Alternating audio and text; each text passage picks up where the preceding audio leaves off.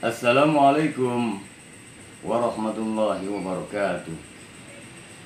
Kembali kita berjumpa dalam nuansa pencerahan hati. Hujjatul Islam Al-Imam Al-Ghazali radhiyallahu an pernah menuturkan dalam kitabnya yang sangat amat terkenal, kitab Al-Ihya Ulumuddin, beliau menuturkan, mengemukakan hati laksana cermin. Hati bagaikan seumpama cermin. Lebih lanjut, beliau mengemukakan mengenai hati laksana cermin itu. Cermin akan kehilangan fungsi. Yang pertama, jika cermin itu kotor, berdebu, berkarat, sehingga tidak bisa memfungsikan atau terfungsikan sebagaimana lazimnya. Yang kedua, cermin akan tidak dapat berfungsi jika katakan depan kita ada cermin, salah kita menghadapnya. Cermin ada di sini, kita menghadapnya ke arah sana. Yang ketiga, cermin dia akan kehilangan fungsi, padahal bersih. Sudah tidak ada lagi kotoran, tidak ada lagi karat.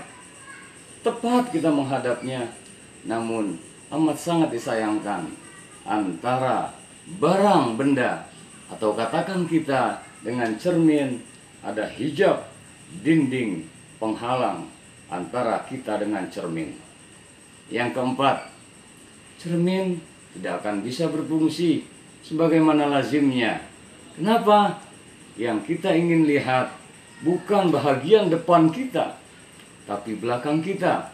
Katakan tengkuk, bagian belakang leher kita. Ada cermin di hadapan kita, sulit kita melihatnya. Dengan kata lain, harus ada cermin satu lagi yang kita hadapkan, yang kita pegang di belakang kepala kita, sehingga nampak bagian belakang kita pada cermin yang ada di hadapan kita. Hati laksana cermin, itulah perumpamaannya. Hati yang kotor laksana cermin yang kotor, sehingga tidak mampu berfungsi atau kehilangan fungsinya. Hati yang kotor, banyak khilaf, banyak dosa, banyak melakukan maksiat, dan belum lagi diistighfari, belum mau kembali bertobat kepada Allah, niscaya akan timbul bintik-bintik hitam hati, bintik-bintik karat di hati seperti cermin tadi, sehingga kehilangan fungsinya alias tidak lagi mampu membedakan mana hak mana batil. Berat untuk melakukan ibadah kepada Allah karena kotoran-kotoran hati itulah penyebabnya. Yang kedua, hati laksana cermin, dia tidak akan bisa mengeluarkan fungsinya, berfungsi dengan baik apabila cermin tidak lagi kita hadapkan dengan kita, atau kita berlawanan dengan cermin, atau kita membalikkan diri kepada cermin, atau salah menghadapnya. Artinya, hati kita kalau salah niat, tidak semata karena Allah, maka dia alamat kehilangan fungsi. Artinya hati tidak sesungguhnya dihadapkan kepada Allah Subhanahu wa ta'ala. Padahal Allah perintahkan, Qul inna sholati wa nusuki wa mahyaya wa mamati lillahi rabbil alamin. Katakanlah, sesungguhnya sholatku, ibadahku, hidup dan matiku lillahi rabbil alamin, semata karena Allah, Rabb, Tuhan semesta alam. Yang ketiga, cerminnya sudah bagus, menghadapnya sudah tepat, tapi sayang seribu sayang, ada hijab, ada dinding antara dirinya dengan cermin. Artinya hati laksana cermin sudah bersih hatinya, sudah benar niatnya, namun amat sangat disayangkan dirinya, hatinya masih tertanam sifat riya, ujub, takabur, sombong. Hatinya masih berselimutkan sifat dendam, sifat hasad, sifat hasud, sifat dengki, permusuhan, ego dan seterusnya, sehingga dirinya lah yang menjadikan dinding antara hatinya dengan Allah Subhanahu wa Ta'ala.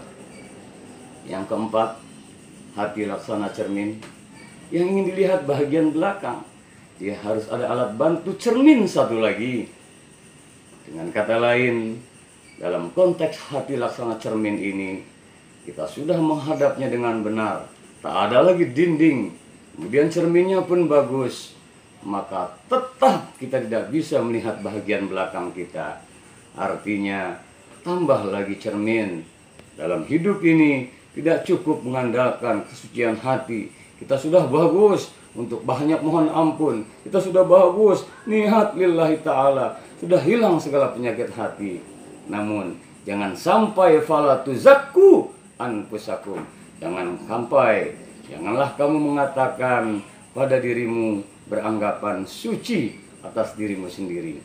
Artinya kita harus belajar mengambil cerminan hidup lagi, cerminan hidup para nabi, para rasul, para siddiqin, syuhada, sholihin. Kita harus selalu mengambil sebuah cerminan lagi agar kita mampu secara menyeluruh. Udkhulu bisilmi kafah, masuklah kalian ke dalam Islam secara keseluruhan.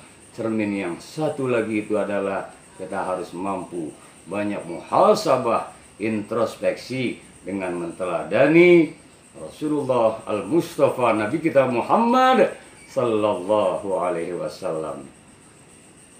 Tiada hari tanpa pencerahan hati. Hati melaksana cermin, maka agar hati kita tetap cerah, tetap berkilau, mampu berfungsi dengan baik, maka hilangkan segala kotoran-kotoran hati, dosa-dosa dengan cara taubatan nasuha, memperbanyak istighfar kepada Allah Subhanahu wa Ta'ala. Yang kedua, hati laksana cermin, hadapkan dengan tepat kita dengan cermin, hadapkan hati kita dalam beramal soleh, hablum minallah kita, hablum minannas kita, semata lillahi ta'ala. Yang ketiga, jangan sampai ada hijab, dinding antara kita dengan cermin, antara hati kita dengan Allah Subhanahu wa Ta'ala. Hilangkan aneka macam penyakit hati, lapangkan hati kita. Kita harus arif, adil, bijaksana. Kita harus bersihkan hati dari aneka macam penyakit hati. Yang keempat, dia harus mampu akan terlihat belakang kita. Kita sadar diri, banyak muhasabah, hasibu anfusakum qabla an tuhasabu. Hisab-hisablah dirimu sebelum kelak diadakan perhitungan amal, hisab atas dirimu. Teladani Nabi Rasul Al-Mustafa Muhammad Sallallahu Alaihi Wasallam. Semogalah cermin hati kita bersih, tepat menghadapnya lillahi ta'ala, hilangkan aneka macam penyakit hati, dan selalu introspeksi untuk kebaikan dan perbaikan. Semoga hati kita selalu dibimbing, dirahmati, diberkahi, diridhai oleh Allah Subhanahu wa Ta'ala, hingga menata meniti ridha ilahi, mengharap karunia ilahi Rabbi. Insya Allah akan kita gapai ridhonya semata, mengharap untuk kebaikan dan perbaikan dalam bingkai ketakwaan, dalam nuansa ridha Allah Subhanahu wa Ta'ala. Wallahul muwaffiq ila aqwamit thariq. Assalamualaikum warahmatullahi wabarakatuh.